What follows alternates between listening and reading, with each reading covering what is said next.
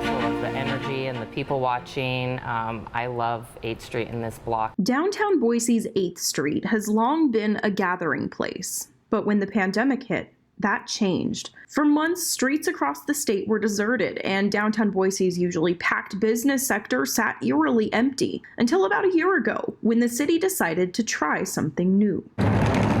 The hustle and bustle returns to 8th Street. Last June, Boise announced 8th Street would become a pedestrian-only block. It was a way to help businesses in that area regain some of the lost revenue after the state shut down. It was an experiment. With many things these days, we don't know what's next. We're going to try it. One not everyone agreed with. As we reported last year, the plan saw pushback from several people worried the vehicle restrictions would negatively impact business. But a year later, data from Yelp shows it may have worked. I definitely think having foot traffic only out there is going to help. You already see it. Data analysts looked at several different cities that opted to shift to pedestrian-only traffic in 2020, including 8th Street.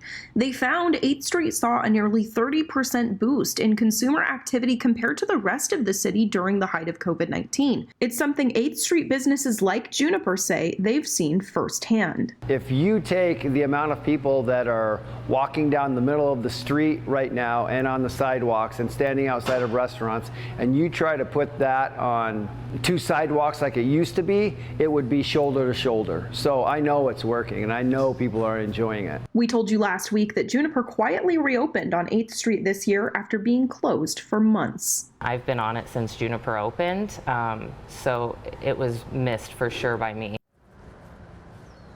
And it is important to understand this data is still new, and researchers say there are tons of factors to consider when looking at and analyzing data like this. See, what are some of the other factors?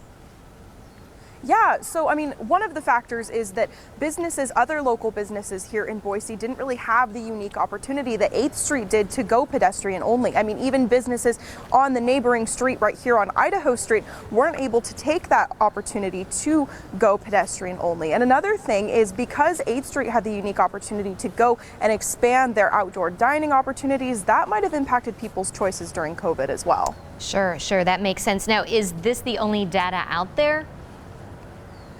This is specifically to Boise. However, the researchers at the University of Portland, they took a look at how pedestrian and cyclist traffic impact local businesses, specifically restaurants across the country. They looked at 14 different cities and 6 different business sectors within those cities, and they found that pedestrian and cyclist traffic actually did boost sales and employment specifically for restaurants. Very interesting. Great report. Thanks, Natasha.